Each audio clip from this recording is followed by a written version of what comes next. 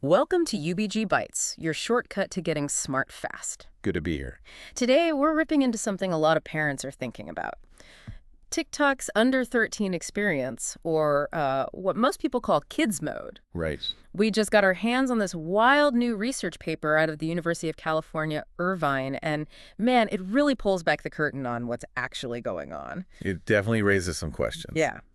So our mission today, let's try and break down what this kids mode is supposed to be, what it, promises, and if it's even delivering for the youngest users. Sounds good. Where should we start? Let's just dive right in. What is this kids mode thing exactly? And how's it supposed to keep kids safe?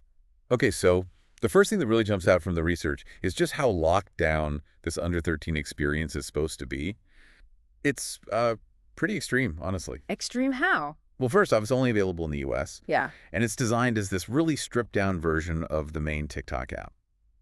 The clear aim is shielding younger users from, the usual online risks. Okay, so what's stripped out? Think about the restrictions. Kids using it can only like or report videos on their For You page. And that's basically it, That's it. pretty much. No commenting, no viewing comments, no sharing videos, no seeing video descriptions. They can't even post their own videos. Wow. And their accounts are automatically set to private. Plus, you can't search for anything specific, and there's no direct messaging other users. So really locked down. Totally. The whole premise is that by cutting off all these interactive features, it protects kids, protects them from, say, dangerous trends, seeing inappropriate content, or privacy issues from data collection. Right, Kopaki stuff. Exactly. TikTok even says they've partnered with some third-party service to curate content specifically for this kids mode. It's framed as a direct response to laws like the Children's Online Privacy Protection Act, COPPA, which is all about making sure content is genuinely directed at children. Okay, so on paper, that sounds incredibly restrictive, almost like a digital padded room, Yeah, that's one way to put it. But here's the kicker, right? Does kids mode actually succeed in providing genuinely child-appropriate content? Because that's the absolute core of the promise, isn't it? Are kids actually seeing stuff made for kids? Well, this is where the research gets pretty blunt.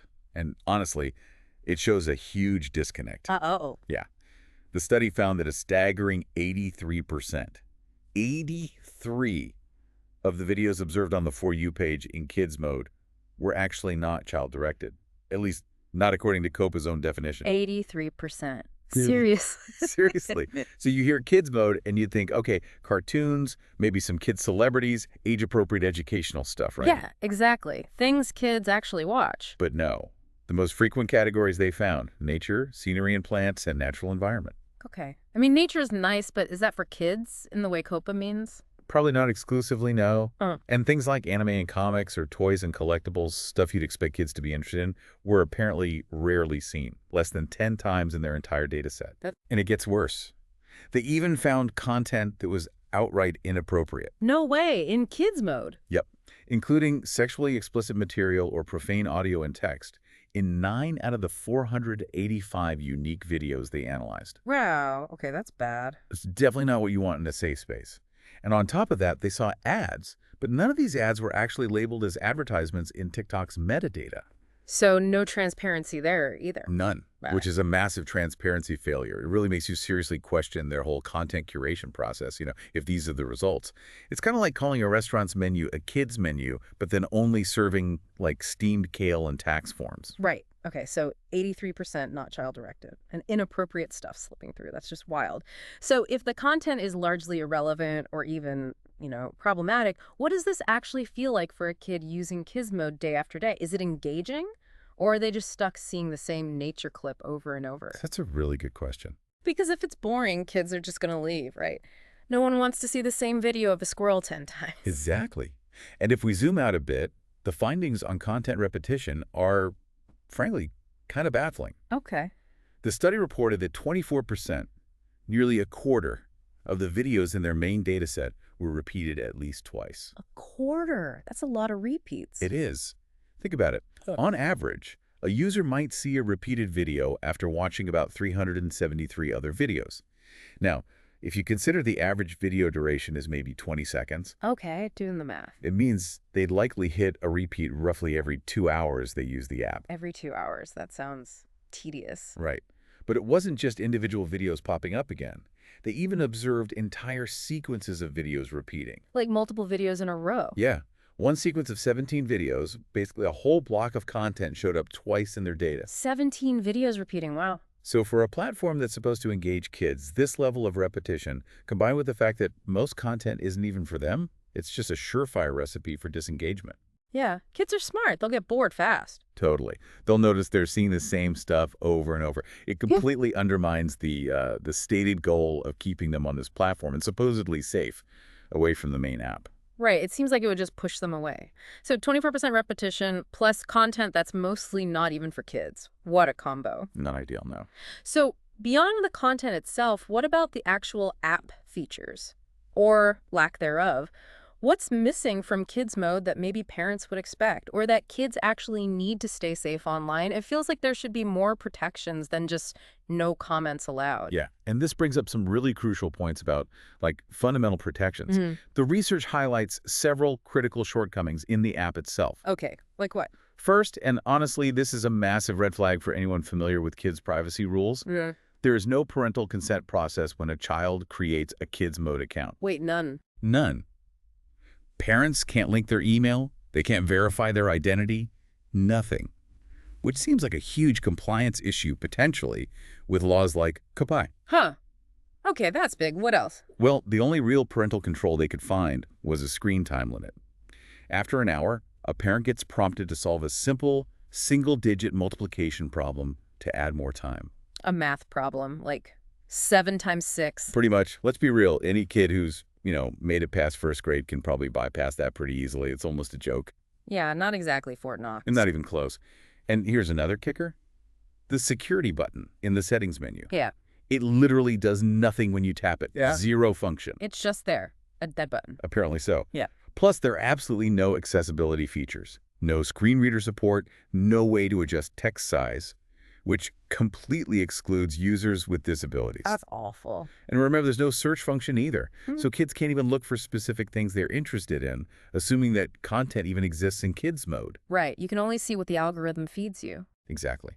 And when you put all these missing or underdeveloped features together, it creates this huge vacuum.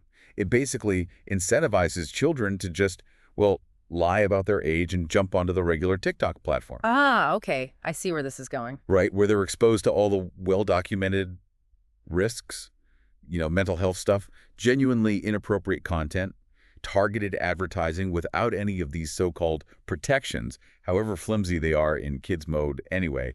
It's like a pipeline straight to the riskier environment. That's just, wow, that's infuriating, actually. So it's not just a flawed content strategy, it's an app that's fundamentally missing key safety nets. Almost like it's designed to fail and push kids towards the wild west of regular TikTok. It certainly raises that question, doesn't it? Yeah. So let's connect this to the bigger picture then. What are the real stakes here for kids' online safety, and what's the path forward? For platforms, for parents? For us. Because this feels like a massive disconnect, almost a bait and switch. Yeah, bait and switch isn't a bad way to describe it. Yeah. And what's truly astonishing here, and maybe the most frustrating part, Go on. is that TikTok could very easily provide loads of actual child-directed content. The study points this out. They did a little case study. Oh, yeah. They found that TikTok's regular mode is absolutely packed with videos about popular kids' shows and games. Think Peppa Pig, Cocomelon, Minecraft, Avatar, The Last Airbender. Stuff kids love. Right. Those channels have huge followings. Exactly. These shows often have dedicated, verified profiles with tons and tons of content. So the content is there. It exists on TikTok's own platform. It's just not making its way into kids mode. So they have the kid-friendly stuff, they're just not putting it in the kid-friendly section. Apparently not, based on this research, which, highlights a really questionable purpose for kids mode if it's not actually serving its supposed audience with the content they clearly have access to. Yeah, that makes no sense. And the implication is stark. Kids will get bored or frustrated with the safe version and just gravitate to the regular platform, where their privacy and safety are exponentially more at risk. So what can be done? What did the researchers suggest? They have some pretty clear recommendations. Mm-hmm. First, service providers like TikTok need to be way more transparent about their content curation. How does it actually work? Okay, transparency. And they need to implement detailed child-directed content labeling. kind of like what YouTube was forced to do after their big settlement with the FTC. Right. Labeling is key. Definitely. They also need to implement proper, comprehensive parental controls, like a real consent process when an account is created. Maybe customizable content categories parents can choose from, easier ways to make data requests about their kids. Actual controls, not just a math problem. Exactly.